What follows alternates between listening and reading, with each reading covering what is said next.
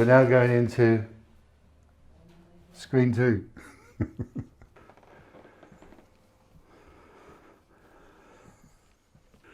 It's interesting being back in this part of the building again, because screen 2 now, this used to be Studio 2 when Virgin owned the building. It was in this studio that I did Steel Wheels with the Stones. I was in this studio mixing and recording, and then Chris Potter was in another room mixing, and Michael Brower, another mix engineer, was also. So we had the whole building finishing the Stones album. So today's been great fun because being at Olympic, still in the lockdown, but with lockdown about to end in the next few months for the cinema, as I am the sound consultant for Olympic of all the cinemas here, and for other cinemas as well that they built in Battersea and the Selfridges. I've come to check the sound of each cinema to make sure that everything's working.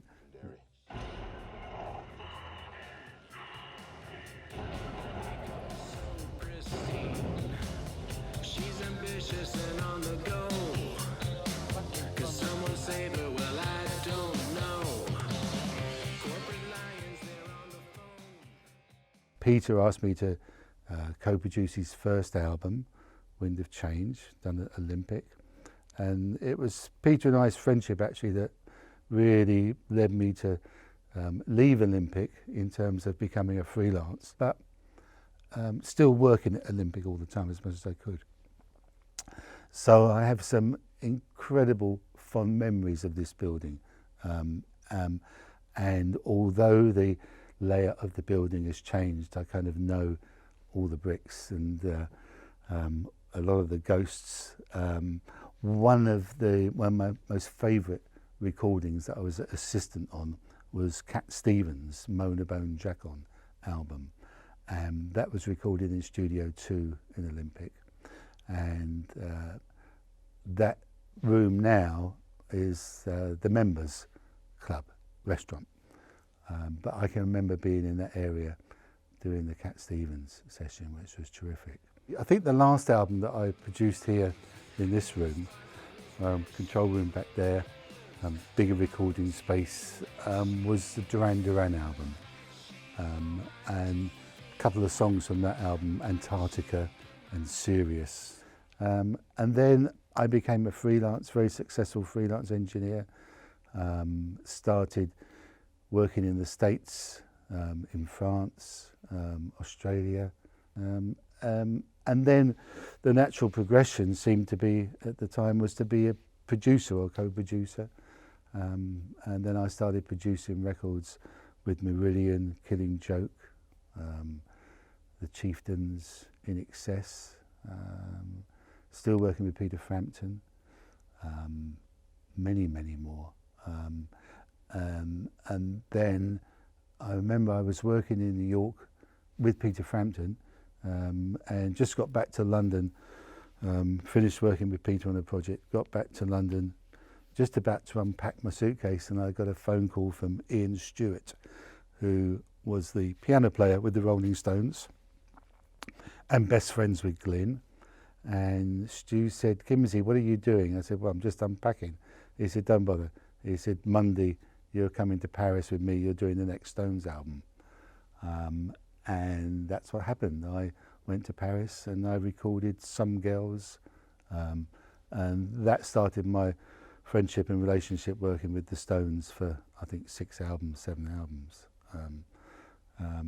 And yeah, from Some Girls, after that, Emotional Rescue, all recorded in Paris, and then mixed in New York, and then Undercover, Tattoo You, Steel Wheels, which a lot of it was finished here, was recorded in Montserrat, which is no longer with us. That studio was destroyed by the volcano. Yep, so quite a long career. We're below ground level now, we're deep down. And this is the screening room. And 20 seats in here, Tom, is that right? 19 seats in this room. And this is where we invited Brian May to come and see Bo Rap with his family, which he did. He came back 3 times, I think, which was a very moving experience. As she reads from the teleprompt, till she's king, she will never. Just try and find something that hasn't got much dialogue so I can hear the left and right a bit more.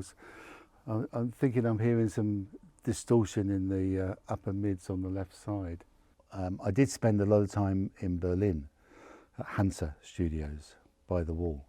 And when I first went there, the wall was still up. Berlin was a fascinating city.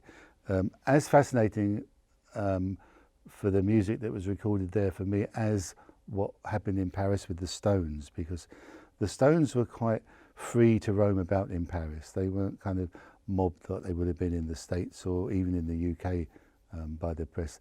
There was the paparazzi in Paris, sure, and we had fun evading them, driving down one-way streets the wrong way and things like that. But generally it was a kind of an inspiring and open city for them.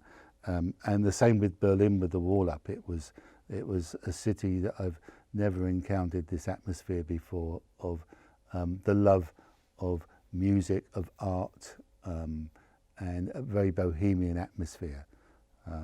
And it was great fun to go there and work with Killing Joke. We did a couple of albums there. Killing Joke became very, very good friends and still talk to all of them a lot today, and helped Jazz Coleman a lot with his classical career as well, because he has a whole nother career as a classical composer. And Marillion, quite a big album with Misplaced Childhood. So yeah, I think in all I spent maybe on and off like 3 years in Berlin before the wall came down. That was fascinating. As she reads from the teleprompt, till she's king, she will never. At Olympic in, I can't believe it, 50 years ago in September, I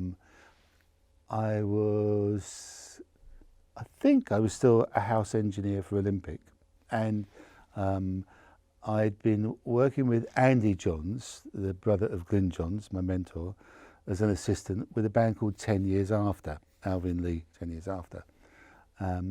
And Alvin and I became quite good friends, and I eventually started working with 10 Years After as their engineer at Olympic. One of the albums that we recorded here in Studio 2 was A Space in Time on Chrysalis Records. And it was quite an interesting album in so much as there was strings on a couple of tracks. And Alvin was always really pushing same birth sign, I don't know whether that's got anything to do with it, but always searching for a new sound, something. And in those days there were no plugins, there was nothing that you have today in terms of manipulating a sound. You really had to be inventive. Things like putting the sustain pedal down on the piano and singing into the piano to get the resonance of that, putting instruments through different things that you shouldn't put them through. One song was called I Love to Change the World, which was one of their biggest songs.